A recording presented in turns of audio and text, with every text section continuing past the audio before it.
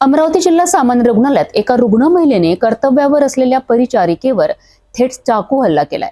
या हल्ल्यात परिचारिका गंभीर जखमी झाली असून सुरक्षेचा प्रश्न पुन्हा ऐरणीवर आला आहे। नेमका काय आहे संपूर्ण प्रकार, पाहूया आमचा हा सविस्तर रिपोर्ट। अमरावतीच्या जिल्हा सामान्य रुग्णालयात धक्कादायक घटना घडली आहे। वार्ड क्रमांक 2 मध्ये कर्तव्यावर असलेल्या परिचारिका लता शिरसाट यांच्यावर एका रुग्ण महिलेने चाकू हल्ला केला।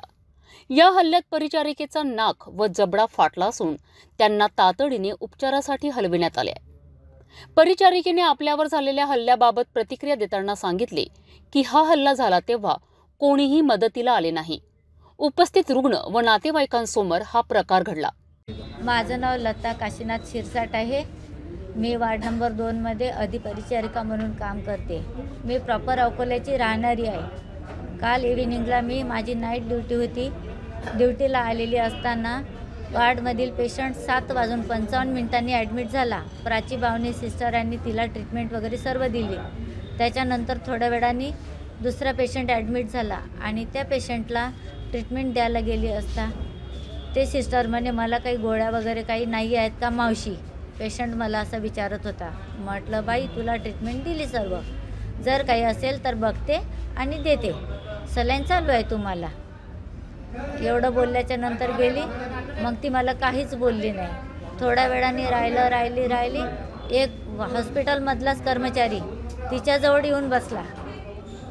मी त्याला म्हटलं गळ्यात टाय बी आहे, पेशंटच्या बेडवर बसलं नाही पाहिजे, दादा स्टूलवर बसा तुम्ही। थोड्या वेळाने अजून तो परत गेला, परत त्या बाईजवळ जाऊन बसला आणि त्याच्यानंतर तिने हातामधल्या सलाईना तोडून टाकल्या। त्याचं नाव आहे सागर श्रीरामे, पेशंटचं आपले इरविनच्या नातेवाईकाचं नाव। थोड्या वेळानं तिने हातातल्या सलाईना तोडल्या आणि हिला मारून घेतो, हिचा गळा कापतो, हिला बघून घेईल। थोड्या वेळात तिने उभ्याने अंग खाली टाकून दिलं, पुन्हा तिला सेटल केलं। त्याच्यानंतर मी रायटिंग वर्क करत बसले। तेवढ्यात तिने बेडहून आल्यावर माझ्या अंगावर डायरेक्ट वार केला। त्याच्या अगोदर मी पोलीस इन्फॉर्म पाठवलं। नंतर आपल्या चौकीमधले एक पोलीसवाले आणि सागर श्रीरामे यानं त्या बाईला पुन्हा वार्डमध्ये आणलं। जसं वार्डमध्ये आणलं तसं माझ्या अंगावरती पोलिसांच्या समोर आणि सागर श्रीरामेच्या समोर चाकूने वार केले आणि त्या बाईने मी रूममध्ये जाऊन दरवाजा बंद केला असता दरवाजा तोडला। त्याचे फोटो पण काढले।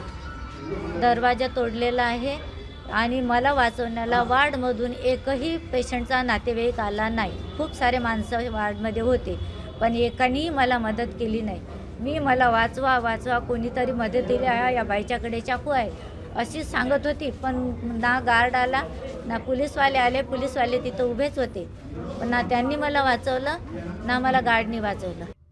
या घटनेची तक्रार सिटी कोतवाली पोलीस स्टेशन येथे दाखल करण्यात आली आहे।